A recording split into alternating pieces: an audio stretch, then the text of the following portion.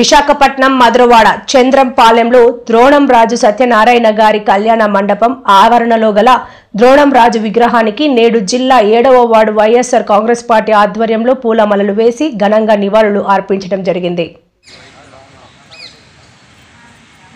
సత్యనారాయణ గారు 92వ జయంతోత్సవాలు మరి జీవీఎంసీ 7వ వార్డు మరి ద్రోణరాజు సత్యనారాయణ గారి కళ్యాణ మండపంలో జరుపుకోవడం జరుగుతుంది. మరి ద్రోణరాజు సత్యనారాయణ గారు విశాఖపట్నం నగరాభివృద్ధి సంస్థ చైర్మన్గా, ఎమ్మెల్యేగా, ఎంపీగా, జిల్లా పరిషత్ చైర్మన్గా అనేకమైనటువంటి పదవులు చేసి ముఖ్యంగా మధురవాడ ప్రాంతానికి ఆయన వేసినటువంటి మాస్టర్ ప్లాన్ రహదారులు కానివ్వండి, మరి ఈ ప్రాంతం ఈరోజు ఇంత అభివృద్ధి చెందుతుందంటే ఆ రోజు ఆయన శాసనసభ్యుడిగా, పార్లమెంట్ సభ్యుడిగా, మరి ఉడా చైర్మన్గా ఉన్నప్పుడు చేసినటువంటి బాటలే ఈరోజు ఇంత అభివృద్ధి చెందుతుందని చెప్పి తెలియజేసుకుంటూ ఆయన ఆత్మకి శాంతి చేకూరాలని మరి మధురవాడ 7వ వార్డు వైఎస్ఆర్ కాంగ్రెస్ పార్టీ తరఫు నుంచి ప్రగాఢ సానుభూతి సంతాపం తెలియజేస్తున్నాం. జీవీఎంసీ 7వ వార్డు మధురవాడ చంద్రంపాలెం దగ్గర ఉన్న కృష్ణానగర్ లేఅవుట్లో ఉన్న ద్రోణరాజు గారి కళ్యాణ మండపం వద్ద ఆయన విగ్రహానికి పూలమాలలు వేసి ఘనంగా నివాళులు అర్పించడం జరిగింది. వైఎస్ఆర్ కాంగ్రెస్ పార్టీ తరఫున ద్రోణరాజు సత్యనారాయణ గారు ఈ ప్రాంతానికి అనేక విధాలుగా అభివృద్ధి సంక్షేమ కార్యక్రమాలన్నీ చేపట్టి ముందు చూపుతో మధురవాడ ప్రాంతాన్ని మరి ఈరోజు స్వర్గీయ ద్రోణరాజు సత్యనారాయణ గారు 92వ జయంతి సందర్భంగా ఈరోజు జీఎంసీ 7వ వార్డులో మధురవాడ నాయకులు అందరం కూడా రోజుకి జయంతి జరపడం జరుగుతుంది. మరి మధురవాడకి బీజం వేసిన నాయకుడు ద్రోణరాజు సత్యనారాయణ గారు. మరి అలాంటి నాయకుడు చేసిన పనులు ఈరోజు స్కూల్స్ కానివ్వండి, మధురవాడ డెవలప్మెంట్ కానీ మధురవాడ అంటే తెలియని పరిస్థితుల్లో కూడా మధురవాడ ఒకటి ఉంది అని గుర్తింపు తెచ్చిన నాయకుడు ద్రోణరాజు సత్యనారాయణ గారు. మరి అతని ఆత్మ శాంతి కోర్చాలని మనసుకుంటూ కోరుకుంటున్నాం.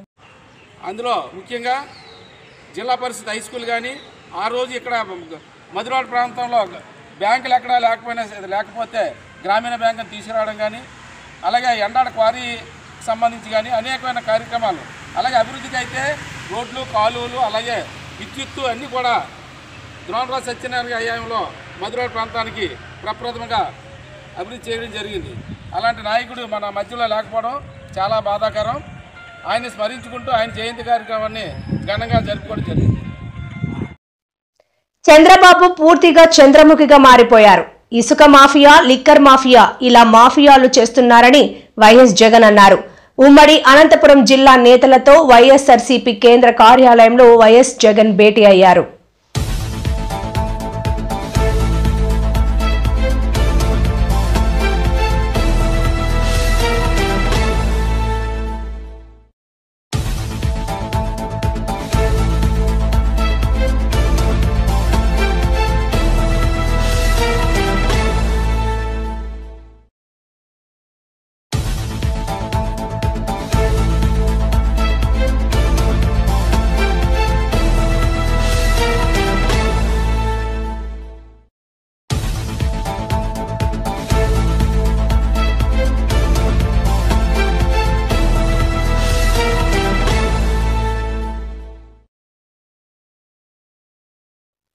నాలుగు రోజుల పర్యటన నిమిత్తం గత రాత్రి భువనేశ్వరి కుప్పం చేరుకున్నారు. కుప్పం చేరుకున్న భువనేశ్వరికి స్థానిక టీడీపీ శ్రేణులు ఘనంగా స్వాగతం పలికారు. ఈ రోజు నుంచి 4 రోజుల పాటు నియోజకవర్గంలోని కుప్పం, శాంతిపురం, గుడిపల్లి, రామకుప్పం మండలాల్లో పర్యటించనున్నారు. 4 రోజుల పర్యటన నిమిత్తం గత రాత్రి భువనేశ్వరి కుప్పం చేరుకున్నారు. కుప్పం చేరుకున్న భువనేశ్వరికి స్థానిక టీడీపీ శ్రేణులు ఘనంగా స్వాగతం పలికారు.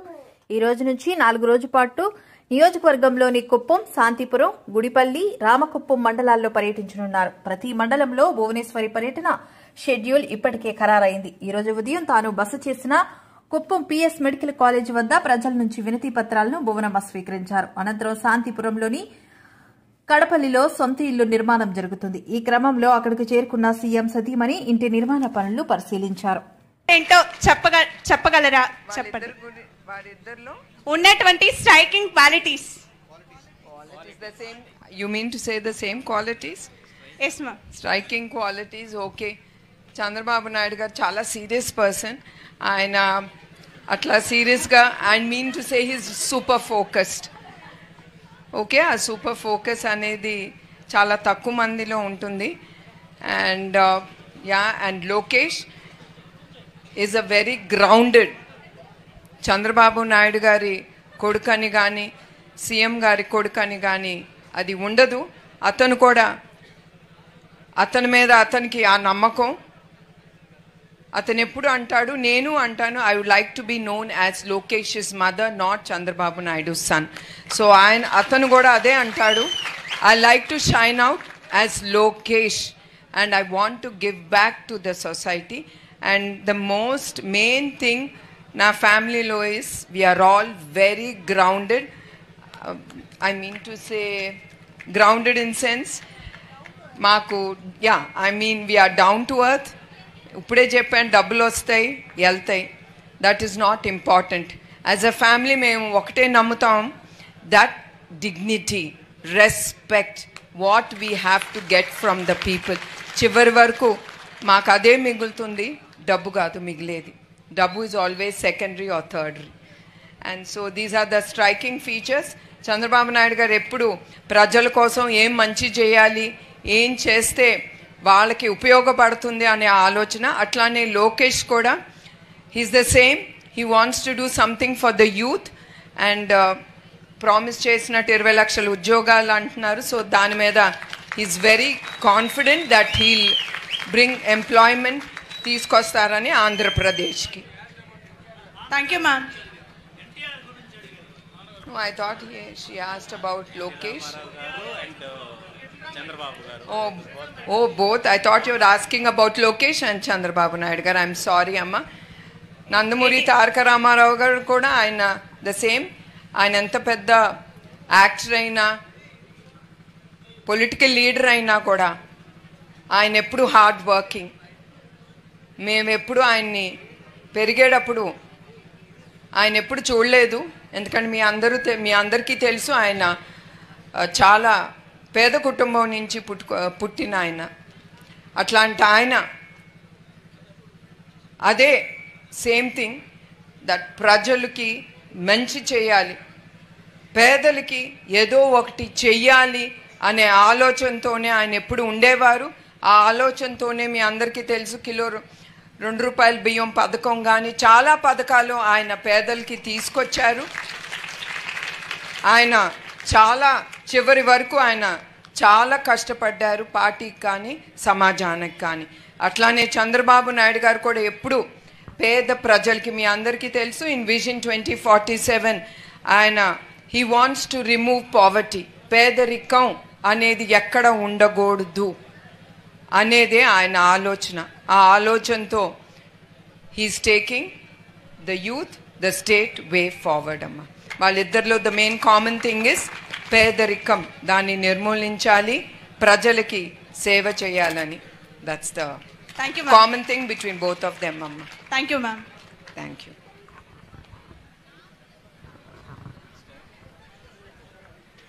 నమస్తే మేడం. నమస్తే. నా పేరు వికే రచన ప్రతిభ. నేను ఫస్ట్ ఇయర్ బీకామ్ చదువుతున్నాను. మేడం, ఒక క్వశ్చన్ మీకు. మీ నాన్నగారు ఎన్టీఆర్ గారు, మీ భర్త నారా చంద్రబాబు నాయుడు గారు, వీళ్ళిద్దరూ కాకుండా మీరు ఇన్స్పైరింగ్గా తీసుకునే పర్సన్ ఎవరు?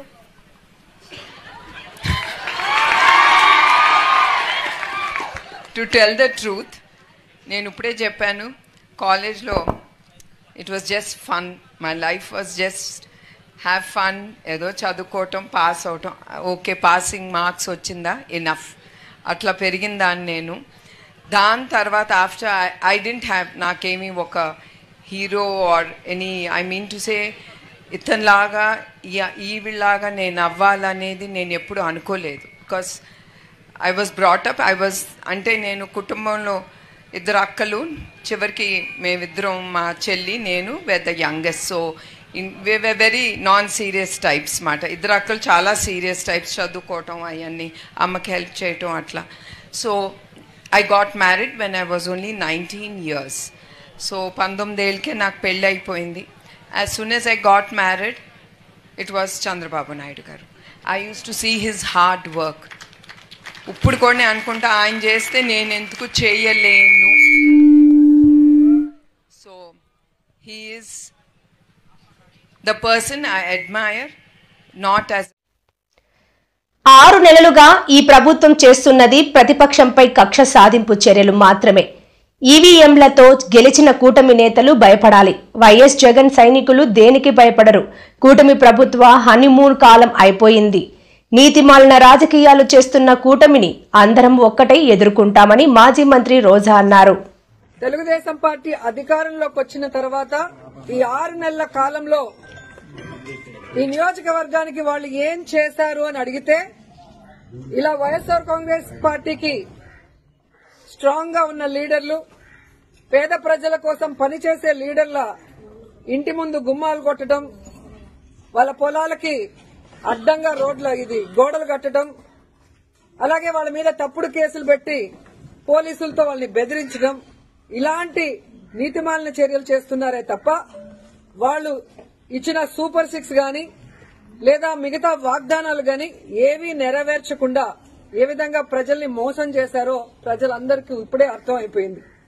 కానీ దురదృష్టం ఏంటంటే ఈ పంచాయతీలో తాగే నీళ్ల దగ్గర నుంచి ప్రజలకి అన్ని అందుబాటులోకి తీసుకొచ్చే సచివాలయం, ఆర్బీకే సెంటర్ అన్ని కూడా ఇక్కడ లీడర్లు వాళ్ళ ల్యాండ్ ఇచ్చి కట్టించి ప్రజలకు అన్ని అందుబాటులోకి తీసుకొచ్చారు.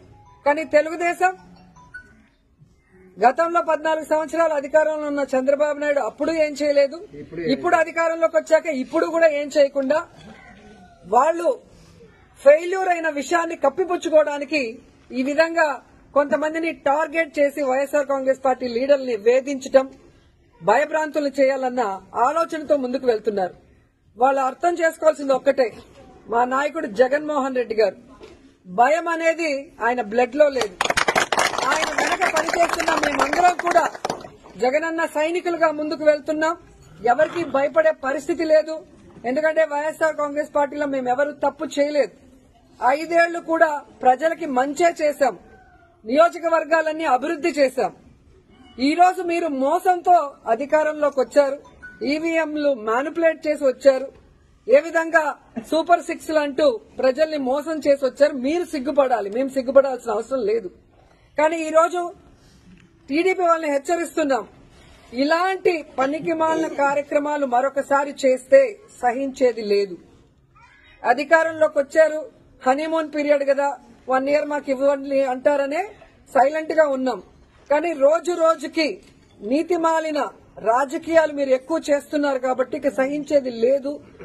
మేము మా వాళ్ళకి ఎవరికి ప్రాబ్లం చేసినా కూడా ఒక యూనిటీగా మిమ్మల్ని ఎదుర్కొంటామని కూడా ఈ సందర్భంగా తెలియజేసుకుంటున్నాం. ఎందుకంటే గ్రామాల్లో తెలుగుదేశం పార్టీ నాయకులకి ప్రజల్లో గౌరవం లేదు, అభిమానం లేదు కాబట్టే ఈరోజు సీఎల్ని, ఎంఆర్ఓల్ని, ఎంపీడీఓల్ని బెదిరించుకొని వాళ్ళని పంపించి ఇలాంటి నీతిమాలిన చర్యలు చేస్తున్నారు. అసలు ఎంత సిగ్గుచేటంటే మున్సిపాలిటీల్లో రోడ్ల మీదకి వచ్చేస్తుంటే వాటిని ఎవరు కొట్టరు. రోడ్ ఎక్కడుంది, ఇల్లు ఎక్కడుంది, ఇంటి ముందున్న దాన్ని కొట్టేసి కొట్టడానికి నోటీసు పాత డేట్ లో నిన్నే కొట్టారు అంటే ఆఫీసర్లు కూడా ఎంత దిగజారిపోయారు అనేది ఇక్కడ అర్థమవుతుంది. సో ఆఫీసర్లను కూడా హెచ్చరిస్తున్నా, ఇదే విధంగా కనుక మీరు తెలుగుదేశం పార్టీ చెప్పింది ప్రెషర్ అని చెప్పి పనికి మాలిన పనులు చేస్తే మీ మీద హరాస్మెంట్ కేసులు, ప్రైవేట్ కేసులు వేస్తాము. ప్రతి ఒక్కటి మా దగ్గర మీ మాట్లాడింది, మీరు ఇక్కడికి వచ్చి మీరు బిహేవ్ చేసింది, మీరు ఆ నోటీసు అతికిచ్చిన డేట్, టైం అన్ని కూడా మా దగ్గర ఉన్నాయి. సో ఈ ఊర్లో ఎవరికి ఏం ఇబ్బంది లేకుండా ఒక్క లీలారాం గణపతి శెట్టి ఇంటినే ఎందుకు కొట్టారో కోర్టులో మీరు చెప్పాల్సిన బాధ్యత ఉంది. అలాగే ఏ ఊర్లో అయితే మీరు ఇలాంటి రూల్స్ కి విరుద్ధంగా చేస్తున్నారో వాటి అన్నిటికీ కూడా సమాధానం చెప్పే విధంగా మిమ్మల్ని కోర్టులో నిలబెడతామని కూడా ఎంఆర్ఓకి, ఎంపీడీఓకి, పోలీసు వ్యవస్థకి కూడా హెచ్చరిస్తున్నాం. సో ఎవరు భయపడాల్సిన అవసరం లేదు. వైఎస్ఆర్ కాంగ్రెస్ పార్టీ లీడర్స్ కి, కార్యకర్తలకి జగనన్న, మన జిల్లా అధ్యక్షుడు కరుణాకర్ రెడ్డి గారు, నియోజకవర్గం నుంచి నేను ఎప్పుడూ అందుబాటులో ఉంటాం. మీకోసం ఫైట్ చేయడానికి, ఎవరితో అయినా ఫైట్ చేయడానికి, ఎంత దూరం ఫైట్ చేయడానికన్నా కూడా మేము రెడీగా ఉన్నాం. మిమ్మల్ని కాపాడుకోవడానికి మేము ఎప్పుడు మీ వెన్నంటి ఉంటామని కూడా తెలియజేసుకుంటున్నాం. జై జై. ఇసుక సరఫరా కేంద్రంను ప్రారంభించిన ఎమ్మెల్యే పల్లా శ్రీనివాస్ ఎటువంటి అవినీతికి, అక్రమాలకి తావు లేకుండా ప్రభుత్వం నేరుగా ఇసుక సరఫరా చేస్తుంది అని ఎమ్మెల్యే పల్లా శ్రీనివాసరావు అన్నారు. ఇసుక సరఫరా కేంద్రమును ప్రారంభించిన ఎమ్మెల్యే పల్లా శ్రీనివాస్ ఎటువంటి అవినీతికి అక్రమాలకి తావు లేకుండా ప్రభుత్వం నేరుగా ఇసుక సరఫరా చేస్తుందని ఎమ్మెల్యే పల్లా శ్రీనివాసరావు అన్నారు. ఎవరైనా నేరుగా వచ్చి టన్నుకి 1000 రూపాయలు చెల్లించి ఇసుక తీసుకుని వెళ్లవచ్చని పల్లా అన్నారు. ఇసుక విషయంలో ప్రభుత్వంకి నష్టం వస్తున్నా కూటమి ప్రభుత్వం ప్రజలకి నేరుగా ఇసుకను అందించడానికి వెనకడుగు వేయలేదని, దళారులను నమ్మి మోసపోవద్దని, గతంలో వైసీపీ ప్రభుత్వం ఇసుక విషయంలో హైడ్రామా ఆడిందని, అర్బన్ ప్రాంతంలో అభివృద్ధిని దృష్టిలో పెట్టుకుని ఆలువ గాజువాక ఇసుక యార్డ్ను అందుబాటులోకి తీసుకుని వచ్చామని అన్నారు. ఈ కార్యక్రమంలో Gajuwaka tahsildar Srivalli, TDP Gajuwaka incharge Prasadula Srinivas, Gajuwaka CI Parthasarathi, yard incharge Nagendra పాల్గొన్నారు. ఈరోజు మైనింగ్ డిపార్ట్మెంట్ వారు ఇక్కడ ఇసుక డిపోలు ఏర్పాటు చేయడం జరిగిందండి. ఇది అంటే వాళ్ళు పర్మిషన్ ఇచ్చిన తర్వాత ప్రైవేట్ వ్యక్తులు ఇది ఏర్పాటు చేసుకున్నారు. సో ఇక్కడ ఒకటి గాజువాక, అలాగే ఆరిలోవ, ఇంకొకటి భీమిలి. ఎక్కడైతే ఇసుక డ్రై ఏరియాస్ అంటున్నారు, ఇసుక దొరకనటువంటి ప్రాంతాలు, ఇవన్నీ కూడా మనకి చెరువులు కానీ గడ్డలు కానీ లేవు కనుక ఈ ప్రాంతంలో డ్రై ఏరియాస్ కింద డిక్లేర్ చేసి ఇక్కడ ఈ డిపోస్ ఏర్పాటు చేయడం జరిగింది. ఈ డిపోస్ అన్నీ కూడా చాలా ట్రాన్స్పరెంట్గా, అంటే ఒక కొన్ని నిబంధనలకి ఎవరైతే పాటించారో వాళ్ళందరికీ కూడా శాంక్షన్ చేయడం జరిగింది. సో ఇక్కడ ఒక టన్నుకి 1000 రూపాయలే. గతంలో అయితే అవి 2000, 2000 దాకా పై కూడా వెళ్ళింది, 1500, 2000. అలా కాకుండా ఏ సీజన్లో అయినా సరే 1000 రూపాయలకే ఇక్కడ టన్ రేట్ ఫిక్స్ చేయడం జరిగిందండి గవర్నమెంట్. కనుక ఇది ప్రజలందరూ కూడా వినియోగించుకోండి అని చెప్పేసి మరి మీ ద్వారా తెలియజేస్తున్నాం. ఎక్కడ కూడా బ్లాక్ మార్కెట్ ఉండకూడదు, భవన నిర్మాణం కాని కార్మికులు ఇబ్బంది పడకూడదు, అలాగే భవన నిర్మాణం చేసుకున్నటువంటి యజమానులు ఇబ్బంది పడకుండా ఉండాలనే ఉద్దేశంతో గౌరవ ముఖ్యమంత్రి గారు ప్రజలకు అభిష్టం మేరకే ఈ డిపోలన్నీ కూడా ఏర్పాటు చేయడం జరిగిందని చెప్పి తెలియజేస్తున్నాం. అలాగే దీనివల్ల కొంత ప్రభుత్వానికి నష్టం ఉన్నా సరే, ఎందుకంటే ఇదివరకు రాయల్టీ కలెక్ట్ చేసేవారు, సేండ్రేజ్ అని చెప్పి రాయల్టీ అని చెప్పేసి ఇవి కలెక్ట్ చేసేవారు. కానీ ఆ రాయల్టీ కానీ సేండ్రేజ్ కానీ ఏమన్నీ లేకుండా ప్రజలకి, ఎందుకంటే నిర్మాణ రంగం బాగా అభివృద్ధి చెందుతున్నటువంటి దశలో ఉంది కనుక ఇవి నిర్మాణదారులకు కానీ లేకపోతే భవన నిర్మాణం కార్మికులకు కానీ వాళ్ళెవరికి ఇబ్బంది లేకుండా ఉండాలనే ఉద్దేశంతో ఈరోజు రాష్ట్ర ప్రభుత్వం ముఖ్యమంత్రి గారు ఆలోచనతో ఈ డిపోలు ఏర్పాటు చేయడం జరిగిందని చెప్పి తెలియజేస్తాం. అలాగే ఎక్కడైనా సరే మీకు బ్లాక్ మార్కెటింగ్ అనేది అనడానికి తావు లేకుండా, ఒకవేళ ఎవరైనా సరే బ్లాక్ మార్కెటింగ్ చేశారు అన్నా సరే మీరు మాకు చెప్పొచ్చు. కానీ ఈరోజు సప్లై ఎక్కువ అవుతుంది కనుక బ్లాక్ మార్కెట్ ఉండేటువంటి పరిస్థితి ఉండదని మేము ఆలోచన అనుకుంటున్నాం. అలాగే కొంతమంది మా దగ్గర కూడా వచ్చారు, ఎలాంటి ఎప్పటి నుంచో మేము లోడ్ తెచ్చుకొని అమ్ముకుంటున్నామండి, మా జీవితాలు కొంచెం రోడ్డు మీద పడిపోయేటట్టు ఉన్నాయండి అని చెప్పేసి వాళ్ళకు కూడా ఇబ్బంది పడకుండా ఉండేటట్టుగా మేము ఆలోచన చేస్తామని చెప్పేసి కూడా ఈ సందర్భంగా తెలియజేస్తున్నానండి. నమస్కారం. ఇవన్నీ కూడా ఆన్లైన్ బుకింగేనండి. ఆన్లైన్ ఇక్కడ కూడా రావచ్చు కదండి, మాన్యువల్ కూడా చేసుకోవచ్చండి. ఎవరైనా సరే ఆన్లైన్ ఇబ్బంది అనుకుంటే ఈ డిపో దగ్గరకు వచ్చి తీసుకోవచ్చు. రేట్ మాత్రం టన్నుకి 1000 రూపాయలే. ఇది రేట్ ఫిక్స్ అనమాట. ఇంకా మేము ఇంకా దానిపైన ట్రాన్స్పోర్టేషన్ అంతా పెట్టుకోవాలి. ఎంతైనా బుక్ చేసుకోవచ్చండి, మీరు ప్రాబ్లం లేదు.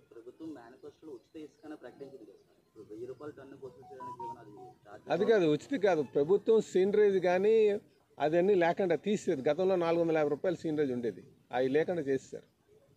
ఇక్కడ 1000 రూపాయలు అంటే ఇక్కడికి వచ్చి తీసుకుంది ఇసుక, ట్రాన్స్పోర్టేషన్ ఖర్చు అది. ఇప్పుడు వెళ్ళి రాజమండ్రిని తెచ్చుకోవాలి, ఇసుక రీచ్ల దగ్గర తెచ్చుకోవాలి. అలా లేకుండా అందుకని కొంతమంది ఏమంటున్నారు, లారీలు అక్కడ పెట్టుకొని ఆ లారీ సపోజ్ మీరు బుక్ చేసుకుంటే అక్కడ లారీ పెద్ద లైన్ ఏర్పడుతుంది. ఆ లైన్ వల్ల డిమాండ్ వస్తుంది. నేను ముందు కావాలి, నాకు ముందు కావాలనుకునే ఆలోచనతో అక్కడ మళ్ళీ బ్లాక్ మార్కెటింగ్ జరుగుతుందనే ఉద్దేశంతో అవన్నీ వాటికి తావు ఇవ్వకుండా ఉండడం కోసం ప్రభుత్వమే ఎవరైనా ప్రైవేట్ కాంట్రాక్టర్ తెచ్చుకుంటే 1000 రూపాయలకి అమ్మాలి ఇక్కడికి వచ్చి. గతంలో ఇదే మేము అంటున్నాం 1500కి అలాగ అమ్మేదండి చెప్పేసి.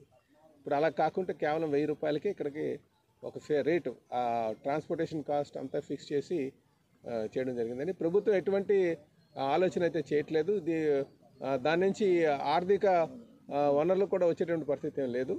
ఇది కేవలం ఇక్కడ ఉన్నటువంటి బిల్డర్స్ అందరికీ కూడా, ఎందుకంటే సిటీలో ఎక్కువ కన్స్ట్రక్షన్ యాక్టివిటీ జరుగుతుంది, అలాగే భవన నిర్మాణ కార్మికులు ఎక్కువగా ఉంటున్నారు కనుక వాళ్ళందరికీ ఒక సరసమైన ధర దొరికేటట్టుగా, ఎకనామిక్ యాక్టివిటీ పెరిగేటట్టుగా ప్రభుత్వం ఆలోచన చేసి చేయడం జరిగింది. అంటే కొంత ఇబ్బంది ఇసుక మీద ఆదాయం కోల్పోయినప్పటికీ కూడా మరి ఎకనామిక్ యాక్టివిటీ పెరుగుతుంది కనుక దాని ద్వారా ఇండైరెక్ట్గా ప్రభుత్వానికి పనులు ఎక్కువ చేస్తే ఇండైరెక్ట్గా ట్యాక్స్ రూపంలో వస్తుంది కనుక దీని మీద కొంచెం భారం అయినప్పటికీ కూడా ప్రభుత్వం దాన్ని భరించడానికి ఆలోచన చేస్తుంది.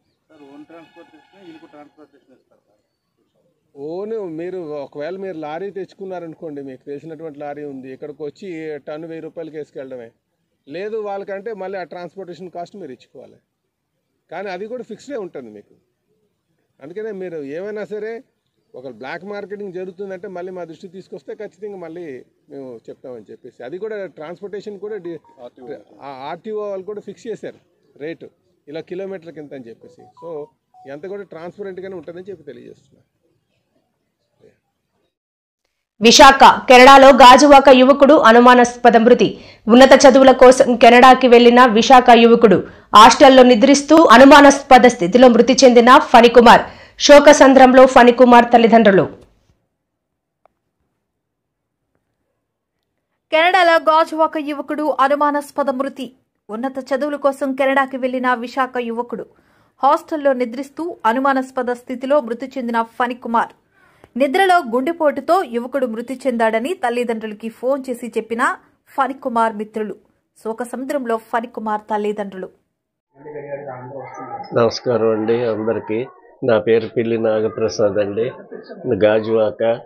మా పెద్ద అబ్బాయి పిల్లి ఫణికుమారు ఆగస్టు 21న కెనడా వెళ్ళాడు సార్. కల్గరీ అనే ఊరు చదువుకోవడానికి, ఎంఎస్ చేయడానికని 1 year ఎంఎస్ కోర్సు. తీరా మాకేమో 14వ తారీఖు ఉదయం శనివారం ఫోన్ వచ్చింది సార్ చనిపోయాడని. ఎలా చనిపోయాడు ఏంటని వాళ్ళ రూమ్మేట్ చెప్తే, వాళ్ళ రూమ్మేట్ని అడిగితే ఏమో తెలీదు, నేను ఎమర్జెన్సీ దగ్గరికి ఫోన్ చేశాను, అందరూ వచ్చారు, వచ్చి బాడీని తీసుకెళ్ళిపోయారు, నో మోర్ అని డిక్లేర్ చేశారు అని చెప్పారు సార్. దయచేసి మేమేమో ఇక్కడ పల్లా శ్రీనివాసరావు ఎమ్మెల్యే గారిని, కలెక్టర్ గారిని తలిపేసి వెంటనే స్పందించారు సార్. బాగా ఎంపీ గారితో మాట్లాడారు. ఢిల్లీ నుంచి ఎంపీ గారు కూడా చాలా బాగా స్పందించారు సార్. కలెక్టర్ గారిని కలిసాము సార్. కలెక్టర్ గారు కూడా చాలా బాగా స్పందించారు సార్. మన గౌరవ ముఖ్యమంత్రి చంద్రబాబు నాయుడు గారు,